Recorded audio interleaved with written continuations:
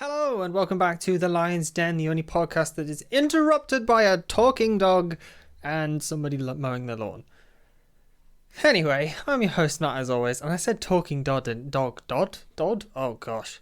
I said talking dog, didn't I? I meant barking because dogs don't talk? Question mark? Who knows? Anyway, I want to talk about a little bit of technology news because it's interesting and it's maybe resolved some of my problems. We'll start off with the simple thing. I bought a new smartwatch. Oy vey. I have extreme buyer's remorse right now because I always do. And it's that thing where you don't want to open it because then you can't return it, but you need to open it to try it. And then it's a dance of like, well, now I've opened it, I own it. And what do I do in this situation if I don't end up liking it? But I don't know. Here we are. I bought the Samsung Galaxy Watch 4 because it was on sale for £150, which is a steal considering what it is. And there are probably going to be a few bugbears just because it's a Samsung watch, but hey ho, I will work with it. The first small issue I've run into, which is not really a huge issue, but it's just annoying, is Samsung Fit data. For some reason, according to the internet, it doesn't play nicely with other fitness apps. And the thing is, my previous watch was just an Android Wear OS watch. So everything went into Google Fit, which was my sleep data, my steps, calories, all of that stuff. All of that went into Google Fit. And there doesn't seem to be a simple way to connect Samsung's health suite to Google Fit so that all the data merges together, or at least the way I've tried doesn't seem to have produced any sort of result currently. I don't know if it just takes time for the two services to now talk together properly or what, but I think I'm just going to have to live with the fact that I have to look in Samsung Health now instead of Google Fit, which is whatever. But either way, the watch is really nice in the sense that it's a very big departure from the previous watch I had. So the previous watch I had was a Skagen Foster 3, if you were curious, and it's a gorgeous looking watch. It looks really classy, and that's why I bought it in the first place. But it's now 3 or 2 and like 9 months years old, so it is slow, the battery's kind of shot, the charging rings on the back, which people said is a common issue, is a big issue for me now, so it just doesn't charge half the time. So I've been looking for a new watch and got the Galaxy Watch 4, and I'm happy with it because it's stupid light compared to the Skagen watch. It is so much lighter on my on my wrist. So that's a nice bonus because it doesn't feel like I've got this huge massive thing on my wrist. It's more up to date now, so it's more secure in terms of software and whatnot, and it's got more features on it that I will probably never touch, and it's responsive. Oh my gosh. The biggest thing when it comes to a user experience is the software responsive? This is. I'm very thankful for that, so good props there. The funny thing is, when I was doing my research for what watch I wanted to buy, obviously you're either between like the Google Pixel watch, which is stupid expensive and first gen, not touching, and then Samsung watches, because obviously an Apple Watch isn't going to work. The Samsung Watch 4 versus 5 is a matter of, do you like the colour of the 5, therefore buy the 5, because they're the same internals apparently. And then the 6 is brand new, so I wasn't paying for the price of a 6, although I did debate it, whatever. It's just nice, it's fluid, it's smooth, it does everything I want, which is stupid because all I wanted the watch to do is give me notifications, to give me silent alarms, which I'm really used to and love silent alarms, to occasionally track workouts. I didn't really do that much with my previous watch, and to do basic health data, steps, heart rate. This one has a blooming body composition thing, which is nuts considering it's a watch that lives on my wrist. Don't know how accurate it is, but it's fun to mess around with. So yeah, the weather's nice to have on my watch. Every now and again I just look at the weather like, oh, it's kind of warm, whatevs. But I don't do anything else with my watch, which is stupid because I'd probably be solved by a basic fitness tracker, like a Fitbit or something, Who'd have thought that Fitbit would be a thing I would probably be suited to? But the problem is, by the time you're buying a decent Fitbit that has a big enough screen to read stuff on it, rather than the little ones that just show you basic information, you're paying nearly £100, and then at that point I'm like, well, I could just buy a full smartwatch that looks like a watch, actually looks nice on my wrist and does all the same things plus more.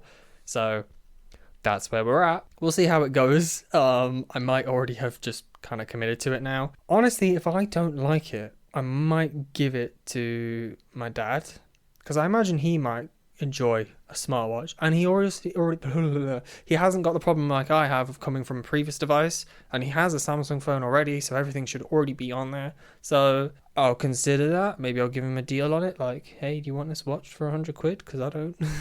I don't know. We'll see what happens, because there are definitely options in terms of if I'm not a huge fan of it. The silent alarms, honestly, can't go back from them. It's really nice just to not have a blaring sound, but instead just a vibration on your wrist. That's super useful. Plus, obviously, it doesn't disturb other people. Very thankful for that. And the charging is fixed with this watch because it's wireless charging. Great. Anyway, if I've not sold you on buying a Samsung smartwatch, I don't know what will. I might look into watch bands as well, because I bought a watch band for the Scargan, and annoyingly the Scargan is a 22mm band, whereas the Samsung is a 20mm band, so I can't use the watch band I bought on the new watch. Annoying. Anyway, in other tech news, Samsung have released a bunch of FE line devices recently, or they will be releasing them. I think they just made an announcement. So that's super exciting, because it's what was rumored is super useful for me. So one of the biggest things is there was a rumored Tab S9 FE. Now, I think I previously talked about the fact that I was looking at the Tab S9, Tab S8, Tab S7 FE, all of that glorious stuff. I think I did a whole episode comparing them. I'm really sorry. That was so weird. But they've got a Tab S9 FE, and apparently it's going to be like half the price of the Tab S9, which, if that's true, will be a steal of a tablet. Because that should make it probably about £400 to £500 here, which will be super good. It's supposed to have a high refresh screen, which is something none of the lower end tablets had. Anything under the S8 and the S9, so like the S7 FE, the S6, all of that, anything lower than that had a 60Hz screen, whereas this I think is supposed to have a 90Hz screen. It's supposed to have the same processor that's in the Galaxy A54, so slightly more powerful than the S7 FE, but not quite as powerful as, say, something like the S8, because obviously the S8 was the like Snapdragon 8 Gen 1, so like super high-end chip. But it should be more than enough performance, in theory. So assuming that it performs well and it's really good to draw on, and it is that reduced price, I might finally have a tablet that I can upgrade to from my aging S5e.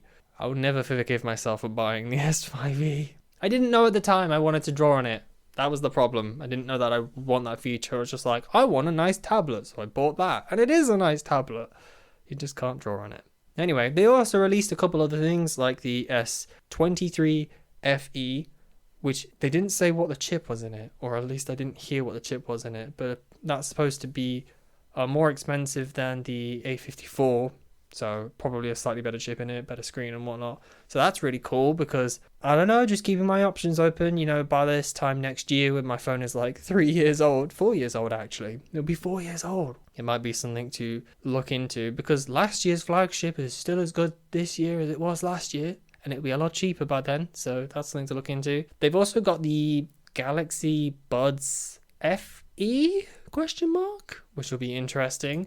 Apparently they're supposed to be like £100, but the problem was the last pair of truly wireless earbuds that I had a stupid Bluetooth issue with like clicking noises and disconnects. I was not a fan, so I think I've been scared off of truly wireless earbuds, even though everyone seems to love them. Maybe it's because Apple's work perfectly and that's what everyone just assumes. I don't know. Either way, I probably won't bother with them. I feel like there was a fourth thing. I can't think what the fourth thing was. But yeah, super exciting. I'm hoping the watch will be good. I'm liking it, but I'm still in buyer's remorse, so it's hard to know where I fit. It's such a stupid thing, right? I have a sufficient amount of money to purchase a nice thing once in a while. This is a nice thing. I needed a new watch. And yet I still feel like I wasted my money, even though I scream at my old watch regularly because it's just annoying and slow and doesn't charge properly. And let me know what you think. You like me? Do you look at buyer's remorse in the face every day? I did the same thing last week when I was looking at guitars. I was looking at like, these are really pretty nice guitars, but also, wow, that's a lot of money. And I don't know if I can relinquish that amount of money for a guitar just yet, especially given my ability and kind of use of guitars. Spending a lot of money doesn't make sense other than just to treat myself, which So hard to do. So hard to treat myself. I have like this mental block of, no, I can't spend money on myself. I have to put it down for like a house and be sensible with money. Despite the fact that I can, like I say, I can afford to splurge every once in a while. As long as I'm not going overboard, it's fine. Anyway, I'm going to stop rambling now. I hope you've all enjoyed listening. Thanks for sticking with me. Stay safe, and I'll see you all next week. Bye.